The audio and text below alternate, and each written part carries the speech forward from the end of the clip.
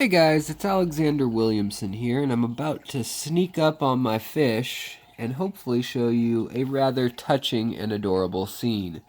You'll see a bunch of young fry that are about a week old now, and they are with their father. You can see he's got some battle injuries from fighting his oldest son from another group of babies, which him and his mate had created. So his son, who is currently in fishy jail up here, is not happy, sitting on the floor of the tank, and is just grumpy and nips at anything that touches the water in his tank. Well, that's just too bad. He wants to eat the babies, and right now we have a really cool evolutionary process unfolding in front of us.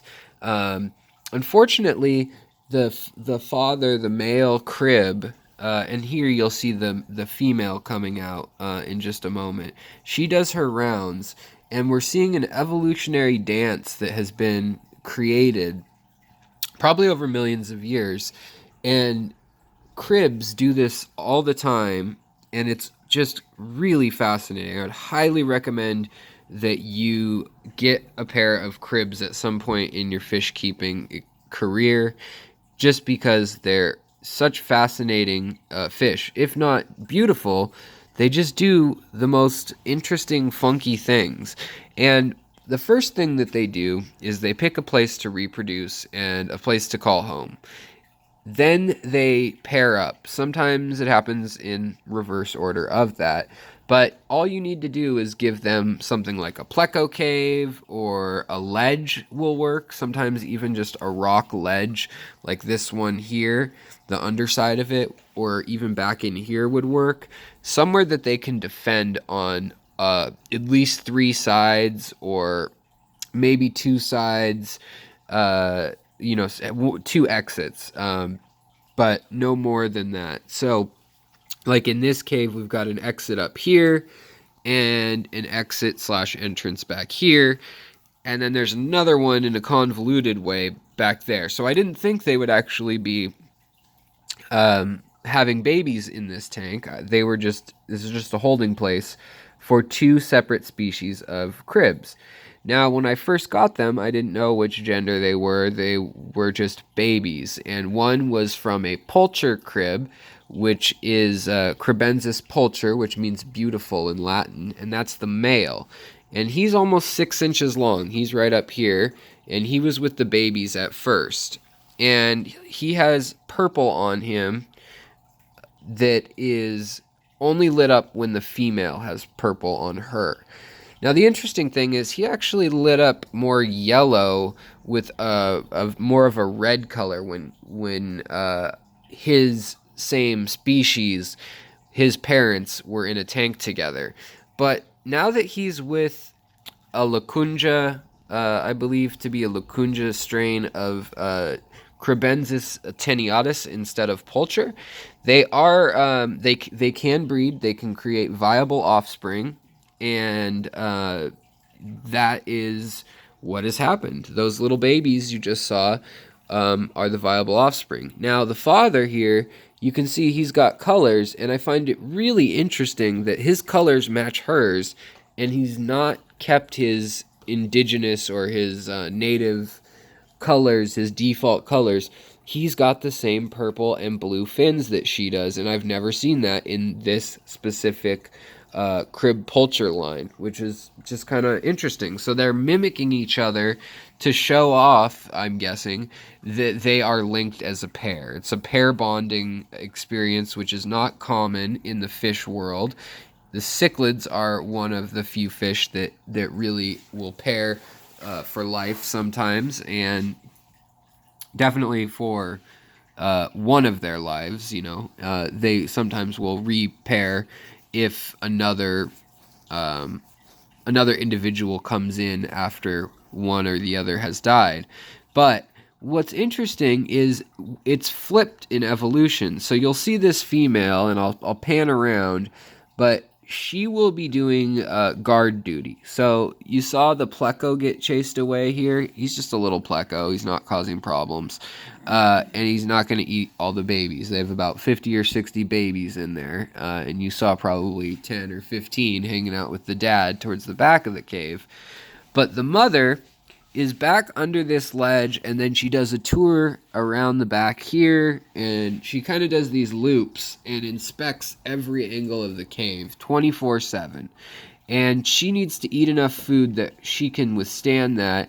And before they mate, she does these really elaborate dances, and both of them will take sand and stones and build themselves a cave. In fact, they actually like to build their own shelter more than have you build one. So I suggest if you get cribs, you get a coconut shell or something and you bury it like 90%, just so they can see that there's a gap in there that could be exploited. And they'll totally dig it out with their fins and stone by stone with their mouth.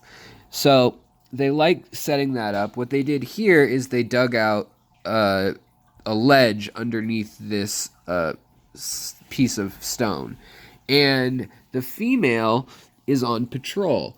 Obviously, she laid the eggs, but then the male comes in and he guards the eggs with his life and blocks up the entrance. So if that's a ledge, he'll cram himself in the ledge. And if that is a cave with one entrance, he will plug up the entrance to the cave. Here we can see that the pleco mother right here is actually coming up to tell these fish to go away. Don't even come to the entrance of the cave, even though this cave is actually a good-sized cave. Probably a football could fit in there with some wood being in the void as well.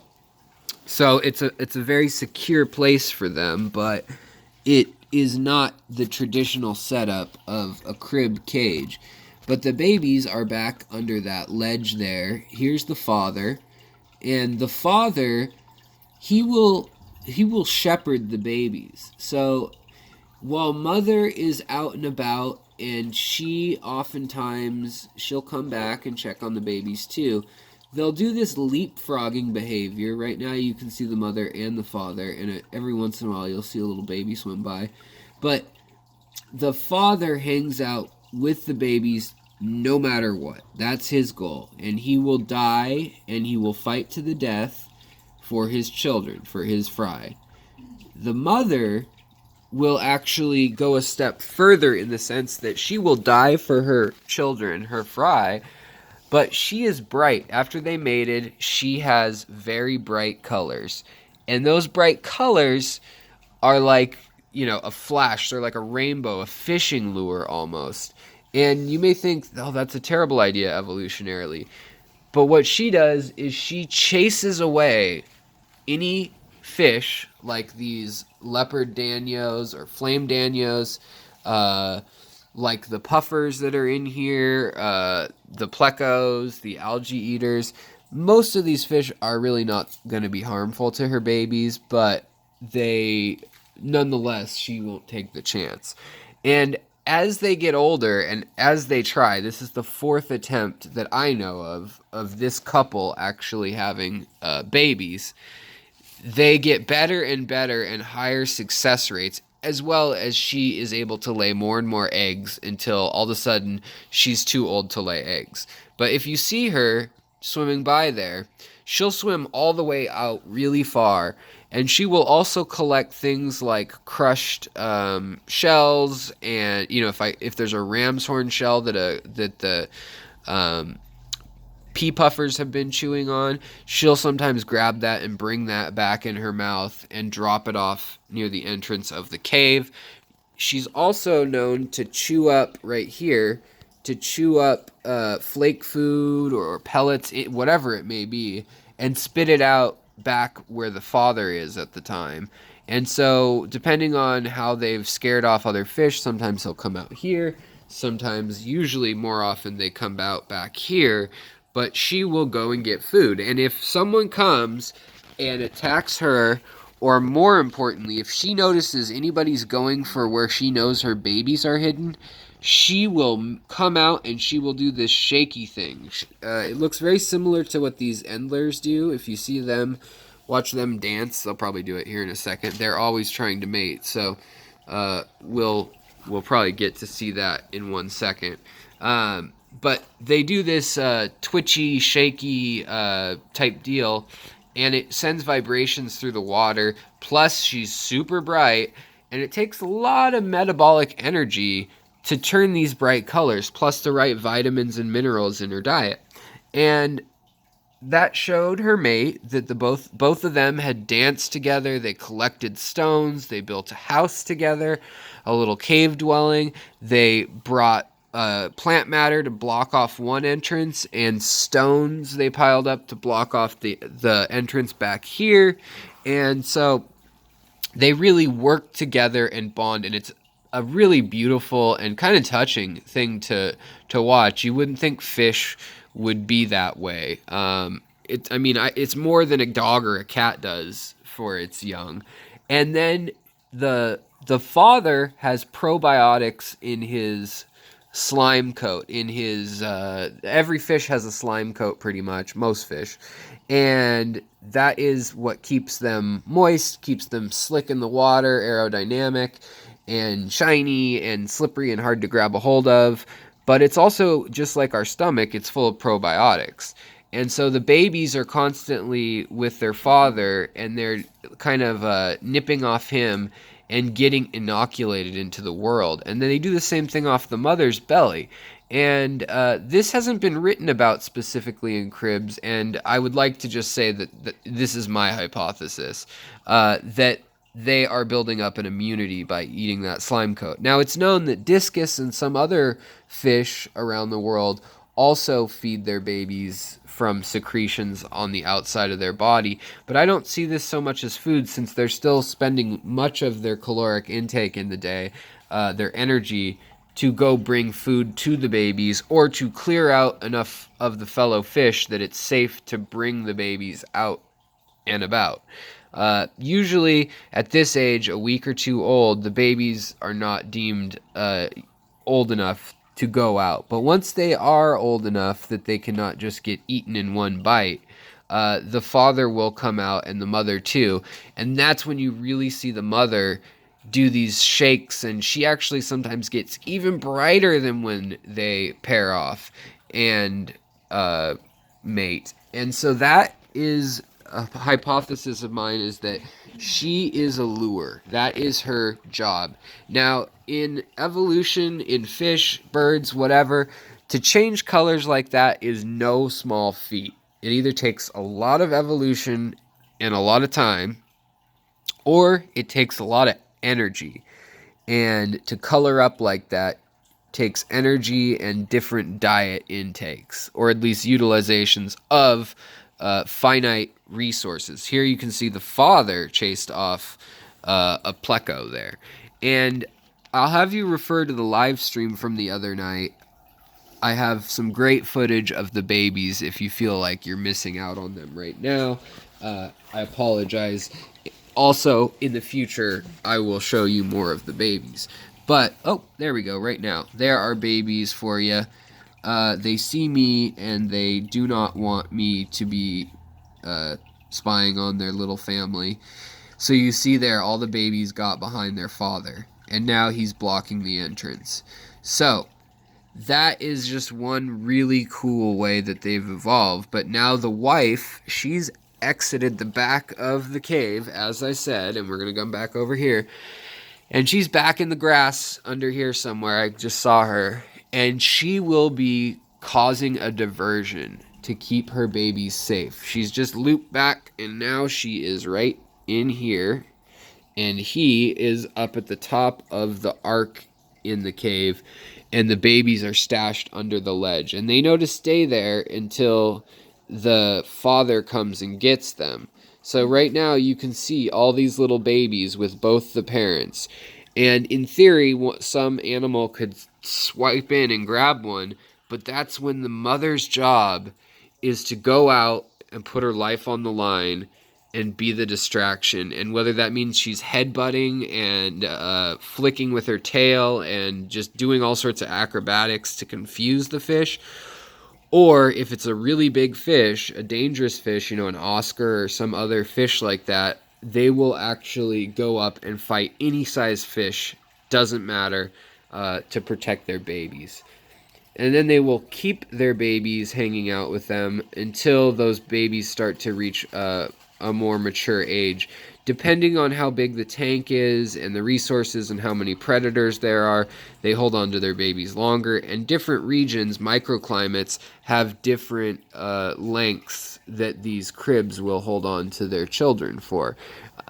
I've seen them hold on to babies for months, like 3 or 4 months, until the babies almost look like adults but not colored up.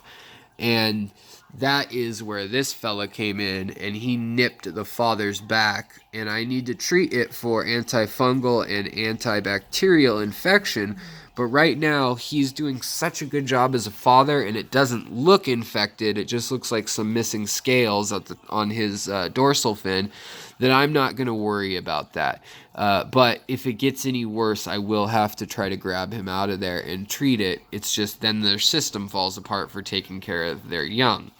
So, summary, I just want you guys to know that these are some really beautiful fish. Even if I haven't filmed them so beautifully today, there's lots of footage on my channel of these fish in the past, and lots of info about them.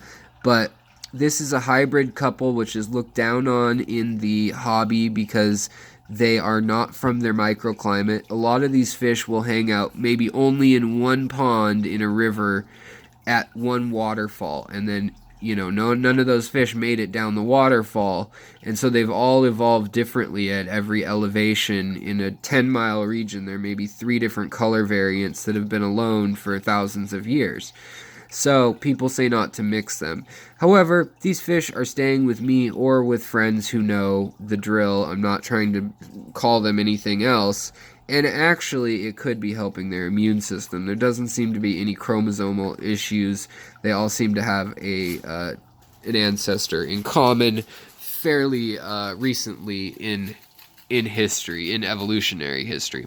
So that's all I'm going to say today, but there's lots of other crib care videos and things like that from about 8-9 months ago, when I got some other Taeniatus species, no longer called that. Now you just call them by their location. But I wanted to let you guys know that on Christmas Eve, I discovered this great little surprise that there's 50 or 60 babies, and that the parents have fully matured. They've learned their lessons from losing past broods, and they seem to be doing a great job. Finally are fat enough to not eat, and the mother can do things like fill her mouth with food and bring it back to the babies. So very cool. It's been a learning process, and it's a fish that will kind of warm your heart. It's like the Hallmark Channel of fish. So if you guys would like to know anything more that I didn't cover, please feel free to drop a comment. Also, if you've kept specific regions like Bapindi, Lokundje, Maliwe, any of the various cribs, Nigerian Reds, the Burundis, if you've kept a certain variety, please list what that is, and if you noticed any behavior differences, I'd like to know. Alright guys, well, please like, subscribe. If you made it this far, that's the least you could do to help me out. And thank you for spending your time with me today. And if you'd like to support the channel even more, see more cool content like this, and also get some first-hand dibs on different things, you can always support the channel, which is totally funded by you guys, through Patreon, the link is below, or through Super Chats during my live stream. Alright guys, take care, have a great day, a happy holidays, and a happy new year, and I'll talk to you guys later. Take care. Alex Williamson and the Secret History Living Inside of Your Aquarium, signing out. Goodbye.